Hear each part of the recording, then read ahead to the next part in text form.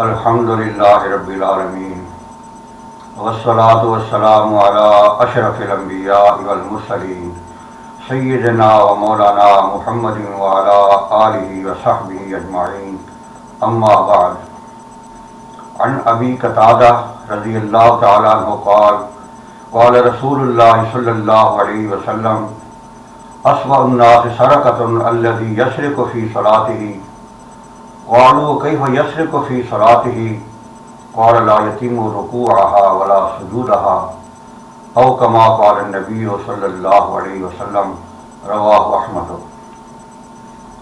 حضرت ابو قتادہ سے روایت ہے، فرمایا نبی پاک صلی اللہ علیہ وسلم نے کہ لوگوں میں سب سے برا وہ شخص ہے جو اپنی نماز میں چوری کرتا ہے۔ عرض کیا گیا یا رسول اللہ صلی اللہ علیہ وسلم، وہ اپنی نماز میں کیسے چوری کرتا ہے؟ آپ نے ارشاد فرمایا لا یتم رکوعها ولا سجودها، کہ وہ نماز کے رکوع اور سجدہ کو پوری طرح ادا نہیں کرتا۔ اس حدیث شریف کو احمد نے روایت کیا۔ نماز ایک اہم فریضہ ہے۔ قرآن پاک میں کئی مقامات پر نماز پڑھنے کا حکم دیا گیا ہے۔ چنانچہ ارشاد باری تعالی ہے کہ وَأْمُرْ أَهْلَكَ بِالصَّلَاةِ وَاصْطَبِرْ عَلَيْهَا لَا نَسْأَلُكَ رِزْقًا نَحْنُ نَرْزُقُكَ وَالْعَاقِبَةُ لِلتَّقْوَىٰ، کہ نبی پاک صلی اللہ علیہ وسلم اپنے گھر والوں کو نماز کا حکم کیجئے، خود بھی اس کے پابند رہیے۔ ہم آپ سے روزی نہیں چاہتے، بلکہ روزی تو آپ کو ہم دیں گے، اور سب سے اچھا انجام تو پرہیزگاری کا ہے۔ اور فرمایا اقیموا الصلاۃ وآتوا الزکوٰۃ، کہ نماز قائم کرو، زکوٰۃ ادا کرو، اور رکوع کرنے والوں کے ساتھ رکوع کرو۔ فرمایا نبی پاک صلی اللہ علیہ وسلم نے الصلاۃ معراج المؤمن، نماز مومن کی معراج ہے۔ اور آپ نے فرمایا جعلت قرۃ عینی فی الصلاۃ، کہ میری آنکھوں کی ٹھنڈک نماز میں ہے۔ اور فرمایا الصلاۃ عماد الدین، کہ نماز دین کا ستون ہے۔ اور روز قیامت سب سے پہلے نماز کا حساب ہوگا۔ یہ نماز ہی ہے جس سے ہمارے مسائل حل ہوتے ہیں، اور جس سے ہمیں اللہ تبارک و تعالیٰ کی خوشنودی حاصل ہوتی ہے، اور اسی نماز سے جو ہے ہمارے تمام بگڑے کام بن جاتے ہیں۔ ارشاد باری تعالیٰ ہے وَاسْتَعِینُوا بِالصَّبْرِ وَالصَّلَاةِ، کہ صبر اور نماز سے مدد چاہو۔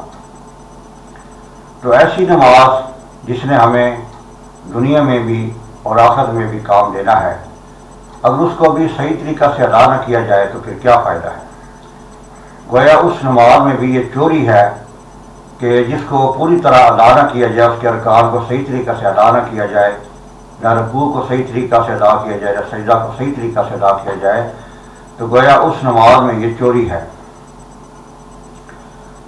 فرمایا حدیث شریف میں آتا ہے کہ جو نماز خشوع خضوع کے ساتھ نہ پڑھی جائے، اس کو صحیح طریقہ سے ادا نہ کیا جائے، تو اللہ تبارک و تعالیٰ ایسی نماز کو پرانے کپڑے کی طرح لپیٹ کر نمازی کے منہ پر مار دیتے ہیں کہ یہ نماز میرے لائق نہیں ہے۔ ایک بار نبی پاک صلی اللہ علیہ وسلم مسجد میں تشریف فرما تھے۔ اسی دوران ایک صحابی آیا، اس نے آ کر آپ کے سامنے نماز ادا کی اور پھر آپ پر سلام عرض کیا۔ آپ نے سلام کا جواب دینے کے بعد ارشاد فرمایا کہ ارجع فصلی فإنک لم تصلی، کہ لوٹ جاؤ، نماز دوبارہ پڑھو، تحقیق تم نے نماز نہیں پڑھی۔ اس صحابی نے دوبارہ نماز ادا کی، پھر آپ پر سلام عرض کیا۔ آپ نے پھر یہ ارشاد فرمایا کہ لوٹ جاؤ، نماز دوبارہ پڑھو، تحقیق تم نے نماز نہیں پڑھی۔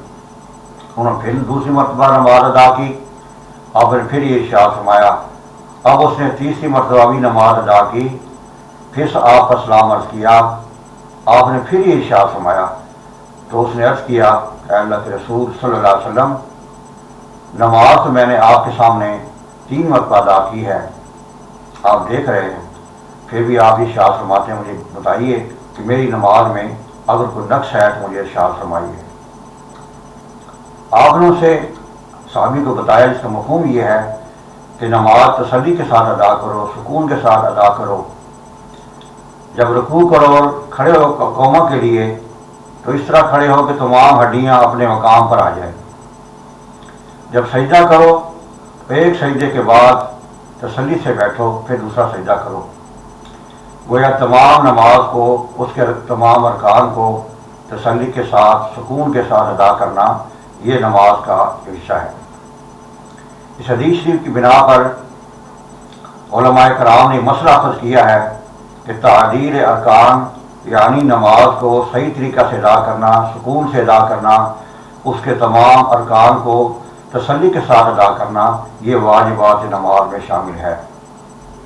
यानी अगर इस तरह वो नमाज पढ़ेगा कि वो रुकू सही तरीक़े से नहीं करेगा, सजदा सही तरीक़े से नहीं करेगा और जल्दी जल्दी नमाज अदा करेगा, तो किसी नमाज, किसी रुकू में, किसी रुकन में कमी बेशी रह जाएगी, उस पर सजदा सहव लाज़िम आएगा।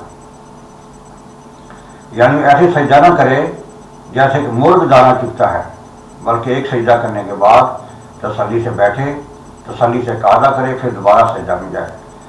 तो इस हदीस का मकसद ये है कि नमाज एक अहम फरीज़ा है, उसको तसल्ली के साथ अदा करना ये नमाजी का फ़र्ज़ है कि उसको सही तरीक़ा से अदा करे, कोई रुकन में रह न जाए और किसी रुकन में कमी बेशी ना हो, बल्कि सुकून के साथ नमाज अदा करे।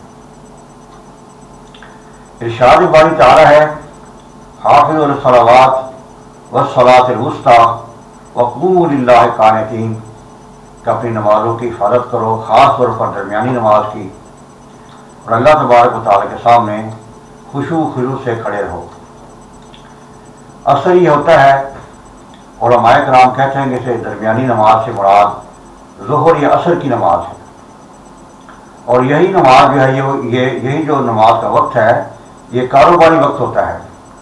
अक्सर इसमें दुकानदारों के पास गाहक का हजूम होता है, गाहक ज़्यादा आते हैं, इसी दौरान जो है नमाज का वक्त हो जाता है। अब उसके दिल में ये ख्याल आता है कि सुबह का फारिग बैठा था, अभी गाहक आए हैं, साथ ही अजान सुनिए, नमाज का टाइम भी हो गया है। तो आमतौर पर ये होता है कि वो या तो नमाज जमात से अदा नहीं करता, गाहकों को सौदा देता रहता है, या गाहकों को भुगताने के बाद मस्जिद में आता है, जल्दी से वुज़ू किया, जल्दी से नमाज पढ़ी, जल्दी से सजदा किया और जल्दी दोबारा नमाज पढ़ने के बाद दोबारा वापस लौट गया दुकान की तरफ और अपने कारोबार में मशगूल हो गया। तो ये अल्लाह तबारक व तआला की तरफ से आज़माइश है कि ख़ास तौर पर जब ये कारोबार का टाइम होता है, उसी वक्त यानी नमाज का टाइम है, तो अल्लाह ताला देखते हैं कि आया ये बंदा नमाज की तरफ मुतवज्जे होता है या कारोबार में मसरूफ़ रहता है, इसके दिल में आया नमाज अदा करने की मोहब्बत है या कारोबार की मोहब्बत है, या ये कारोबार को तरजीह देता है या नमाज को तरजीह देता है। तो बहरहाल जिस नमाज ने हमें दुनिया और आखिरत में हमें कामयाब करना है, दुनिया में, आखिरत में, कब्र में, हशर में, सब जगह जो है अगर नमाज सही होगी तो हमारे बकिया मसाइल भी हल हो जाएंगे, हमारे बकिया अमाल का हिसाब भी इसी गुनाह पर होगा। तो हमें चाहिए कि नमाज को सुकून के साथ अदा करें, तसल्ली के साथ अदा करें, उसके तमाम अरकान को सुकून से अदा करें, ताकि जब ये नमाज अल्लाह तबारक व तआला के पास जाए तो हमारी शफाअत करे और कबूलियत का शरफ हासिल करे। अल्लाह तबारक व तआला से दुआ है कि मुझे और आपको इस हदीस शरीफ पर अमल करने की तौफीक अता फरमाए, नमाज खुशू खुलूस से और तसल्ली से अदा करने की तौफीक अता फरमाए, खात्मा ईमान पर फरमाए। वमा अलैना इल्लल बलागुल मुबीन।